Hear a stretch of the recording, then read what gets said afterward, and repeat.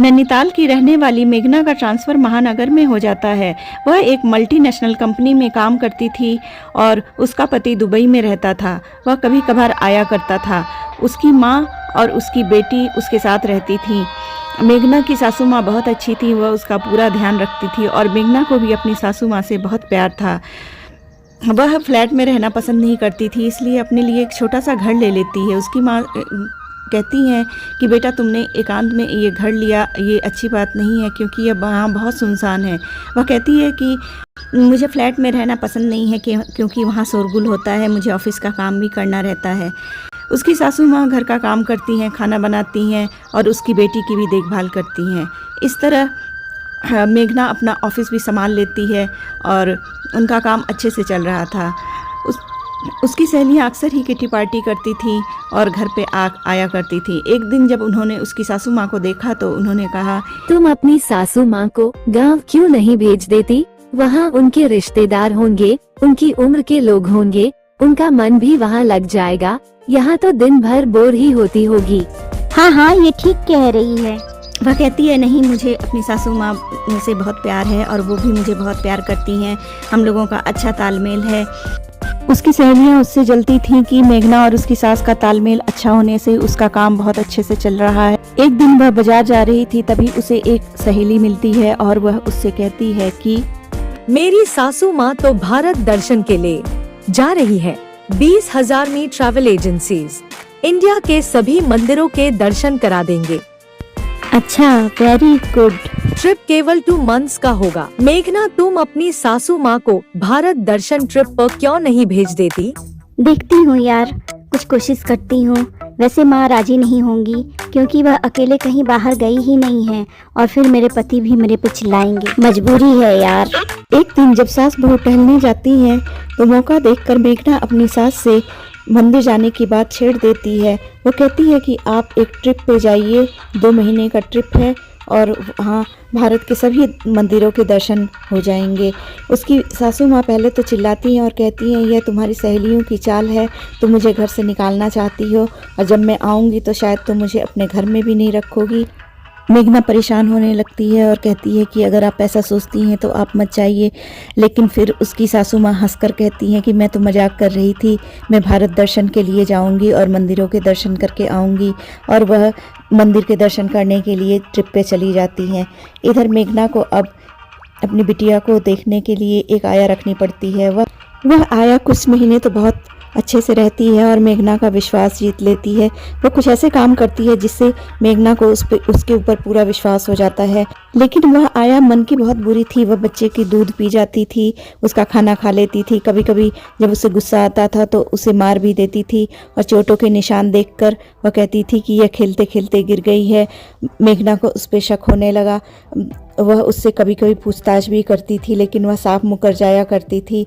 नहीं मेम साहब, मैंने बेबी को नहीं मारा है, वह गिर गई थी, उसी से उसे चोट लग गई है। मेघना के ऑफिस वाले उसे समझाते हैं कि तुम अपने घर में सीसीटीवी कैमरा लगा लो और ऑफिस में बैठकर अपनी बेटी को जब चाहे देख सकती हो।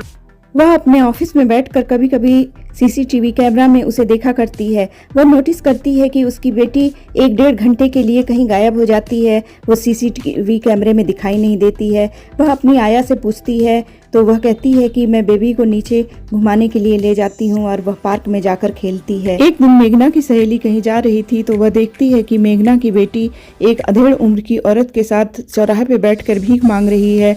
लेकिन वह सोचती है कि वह उसकी बेटी नहीं हो सकती, हो सकता उसकी हमशक्ल हो। और वह कहती है, यह तो काली पीली भी है, उसकी बेटी तो बिल्कुल गोरी चिट्टी है। लेकिन 1-2 दिन बाद वह फिर देखती है कि वह उसकी बेटी है और उसकी आया को वह पहचान लेती है क्योंकि वह उसकी किट्टी वाली सहेली ही थी। ऐसे 3-4 बार होता है तो वह मेघना को फ़ोन करके पूछती है कि तुम्हारी बेटी कहाँ रहती है। वो कहती है मेरी बेटी तो घर में है और वो सीसीटीवी कैमरा में उस समय दिखाई भी दे रही थी। फिर बात आई गई हो जाती है लेकिन उसकी सहेली को कुछ शक हो जाता है। वह 1-2 दिन बाद फिर उसकी बेटी को देखती है। फिर वह उसका पीछा करती है तो वह देखती है कि वो मेघना के घर में ही जाकर घुसती है। वह पूरी बात मेघना को बताती है तो मेघना को पहले तो विश्वास नहीं होता है। फिर दूसरे दिन वह उसके पीछे पीछे जाती है। वह ऑफिस का बहाना करके ऑफिस के लिए निकलती है लेकिन ऑफिस गई नहीं थी। वह क्या देखती है कि उसकी बेटी चौराहे पे बैठ जाती है और वह काम वाली भी बैठ जाती है और दोनों मिलकर भीख मांगने लगती हैं। उसने मेघना की बेटी को फटे हुए कपड़े पहनाए थे और उसके मुंह पे कालिक पोत दिया था। वह जैसे ही मेघना को देखती है उसकी बेटी को लेकर भागने लगती है। मेघना चिल्लाने लगती है और उसके चिल्लाने से वहाँ पुलिस भी आ जाती है। फिर वह बताती है कि ये मेरे घर में आया है और यह मेरी बेटी से भीख मंगवाती है। पुलिस वाले मामले की पूरी छानबीन करते हैं और उस आया का पूरा बायोडाटा निकालते हैं तो उन्हें पता चलता है कि वह छोटी छोटी चोरियां भी कर चुकी है और सभी उसे लेकर थाने पहुंचते हैं और थाने में फिर मेघना को पुलिस वाले कहते हैं कि आपने इसका पुलिस वेरिफिकेशन क्यों नहीं कराया? इतने हाईली एजुकेटेड होकर आप लोग इतनी बड़ी गलती कैसे कर देते हो? और आप एकांत में क्यों रहती थी? आपको तो बगल वाले फ्लैट में रहना चाहिए था। वहाँ इस तरह की साजिश करने में नौकर जाकर डरते भी हैं क्योंकि वहाँ कई लोगों की नजर पड़ती है। वह आया मेघना से कहती है कि गलती हो गई मेम साहब, बहुत बड़ी गलती हो गई, मुझे माफ कर दो, मैं बहुत गरीब हूँ। पुलिस वाले कहते हैं कि इसके ऊपर केस फाइल करते हैं और इसे जेल भेजते हैं, लेकिन मेघना कहती है नहीं, इसे एक मौका देना चाहिए और इसे वृद्धाश्रम भेज देते हैं। अगर उसने वहाँ पर जाकर कुछ गड़बड़ी की तो फिर इसे बताते हैं। बच्चों के साथ भीख मांगने से ज्यादा पैसा मिलता है, इसलिए मैं बेबी को साथ ले जाती थी।